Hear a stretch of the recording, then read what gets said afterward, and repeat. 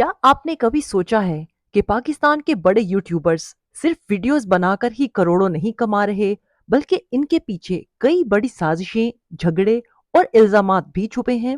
डकी भाई, वकार जका, इरफान जुनेजो, नादिर अली और जैद अली टी जैसे बड़े नाम सिर्फ यूट्यूब की दुनिया में ही नहीं, बल्कि कंट्रोवर्सीज की दुनिया में भी एक से बढ़कर एक कहानियां छोड़ चुके हैं। अस्सलाम वालेकुम। फोकस टीवी उर्दू में खुशामदीद। दोस्तों, डकी भाई, जिन्हें आज पाकिस्तान का सबसे बड़ा गेमिंग और रोस्टिंग स्टार कहा जाता है, शुरू से ही लड़ाई झगड़ों में फंसे रहे। कभी शमून अब्बासी के बेटे से क्लैश, कभी फेमस यूट्यूबर्स के साथ ईगो वॉर, और कभी अपने ही दोस्तों से ताल्लुकात खराब। लेकिन मजे की बात यह है कि डकी जितना भी तनकीद का निशाना बनते हैं, उतने ही ज्यादा मशहूर भी हो जाते हैं।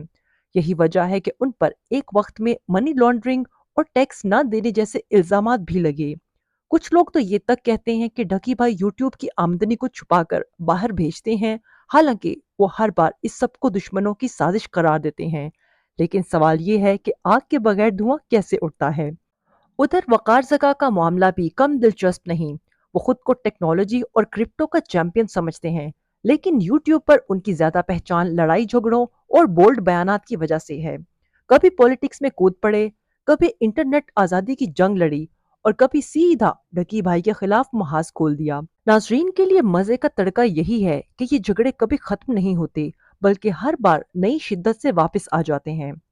इरफान जुनेजो को देखें तो उन्हें यूट्यूब का डिसेंट फेस माना जाता है, लेकिन जब उन्होंने अचानक कहा कि वो मजीद स्पॉन्सर्ड कंटेंट नहीं करेंगे, तो पूरे पाकिस्तान के यूट्यूब सर्कल में हलचल मच गई। डकी भाई ने भी तंज के तीर बरसाए और यहाँ से एक नया क्लैश शुरू हुआ। अवाम को लगा जैसे यूट्यूबर्स के पीछे असल जंग सिर्फ व्यूज और पैसों की है।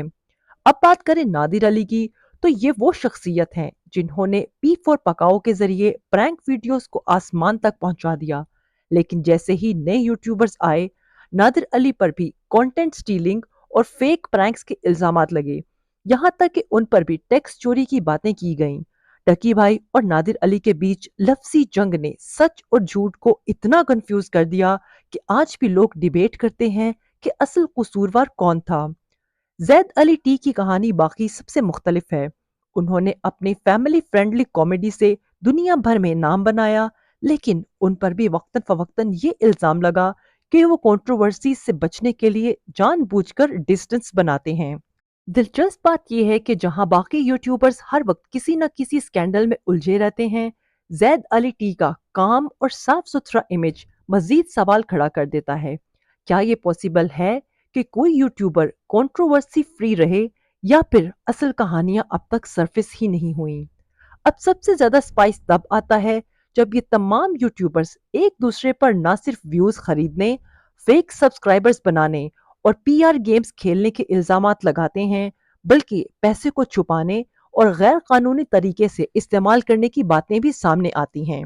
डकी भाई के खिलाफ मनी लॉन्ड्रिंग के चर्चे हों, या नादिर अली पर टैक्स चोरी की अफवाहें, या फिर वकार जका की क्रिप्टो डीलिंग्स, हर एक कहानी अवाम के लिए एक नए नेटफ्लिक्स सीजन से कम नहीं लगती।